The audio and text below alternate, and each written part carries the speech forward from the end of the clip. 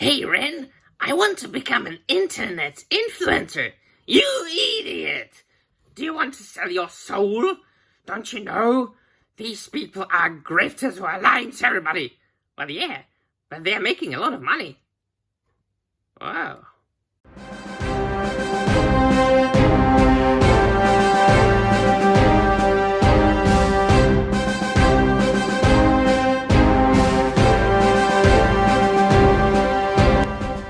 Well, hello there everybody, and welcome to yet another video, and welcome to yet another action figure review video. Today we are reviewing Ren and Stimpy by Super7. Why am I reviewing this? Because, well, they are at the same time my favorite cartoon action figures, and at the same time I've got a love-hate relationship with the manufacturer, Super7, who made these figures. Now, I have got two of each. These are open ones. I don't have the boxes anymore, but I will pop a picture of the packaging somewhere here. They come in these like huge collector boxes with a slipcover, and all these accessories are packed with it.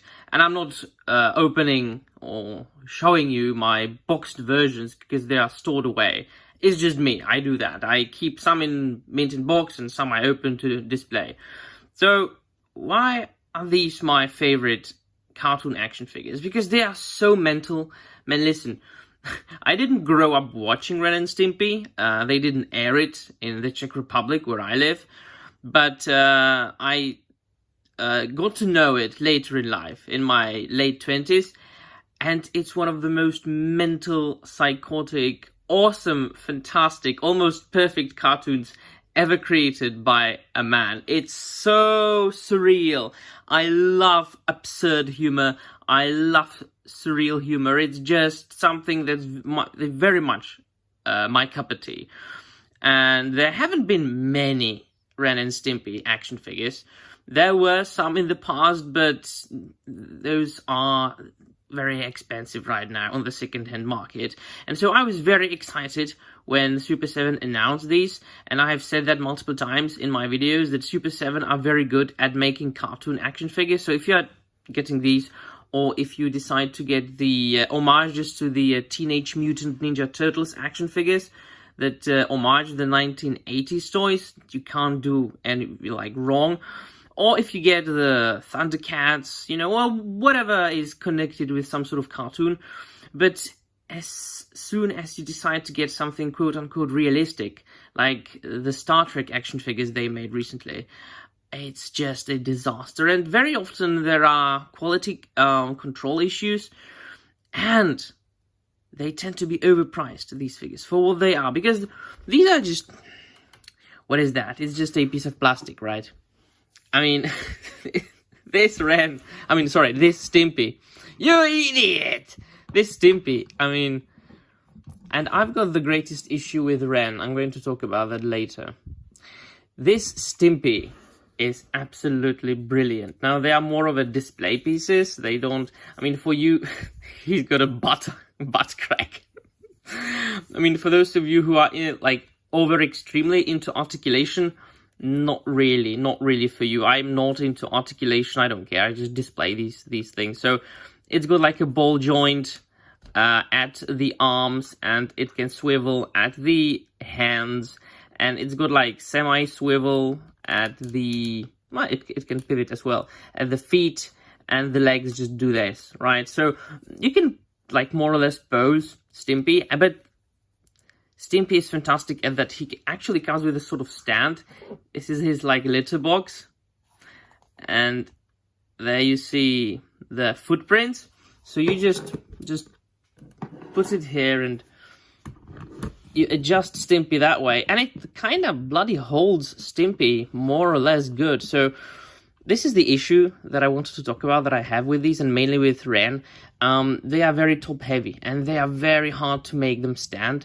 So you should probably get some figure stands for Ren, because... and he doesn't have any peg holes, so you need to get one of those with a clip, right? He's very top heavy, especially if you decide to put on... and I will get to the accessories later. especially if you decide to put on one of the swappable extra heads. I've got this head on because it's the lightest head, and he can stand more or less well with that. See, I'm constantly have to adjust this bloody head or this bloody figure. It comes with this brilliant head. I mean, this sculpt is brilliant. It's fantastic. It really does look like... Can the light be better? Oh, not really. It really looks like the cartoon, right? It's absolutely mental, choleric chihuahua. And then it comes with this one. So, I mean, this is kind of good for your buck, because you've got like three different head sculpts. And at the same time, you get the fez. So you can more or less like put the fez on his head. There isn't any peg or anything. You just have to balance it on his head. But it looks good if you just display it, don't touch it very much. It stays more or less well, right? So you can basically just remove his head. Am I going to try it on camera? No, I'm not going to try it on camera. I would break him, bloody no. And he would be falling anyway. So this is my greatest issue with Ren, who's got the very same articulation as Stimpy there. But you have to pose him around, and then he finally stands right. And then you come back to your collector's room, and and he's down because he falls. So you have to secure him somehow. When you secure Ren, these figures are great display pieces. But what's great about them also is that they come with a plethora of accessories, as I've already shown you. The litter box, the swappable heads, and they come separate, right? I've just thrown everything together. And Ren comes with like 2 extra heads and a fez. And then they come with Stimpy actually comes with a swappable, you can call it head as well, but it's like his entire belly, torso, plus head. It's just the way he's constructed. So you just remove this whole part and pop this in. This looks weird. Especially from this angle. Oh, Jesus Christ. Yeah, so he comes with that. And then they come with episode-specific accessories. Like with things that appeared in an episode. And you know, if you know Ren and Stimpy, you'll understand. I mean, LSD-laced bloody imagination there. Jesus, why am I dropping things today? Butterfingers. So this is, I believe, from the episode Stimpy's First Fart, or Stimpy's Son. Yeah, so this is his fart, right? And he was calling it his son in the episode. That shows how crazy that show is. It comes with these baby bottle toppers that I think they were putting it on their knees. Or I think the caricature of Ralph Bakshi there that Kritz Falushi did in the show actually was wearing these on his knees. I mean, what do you want to do with these? This is crazy. It comes with a plate of pig faces. That's one of Ren's most beloved delicacies. Yep. Once again, a very episode-specific accessory.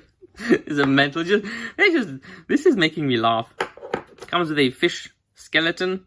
That looks kind of cool. It can be used for like multiple different figures, not just Ren and Stimpy.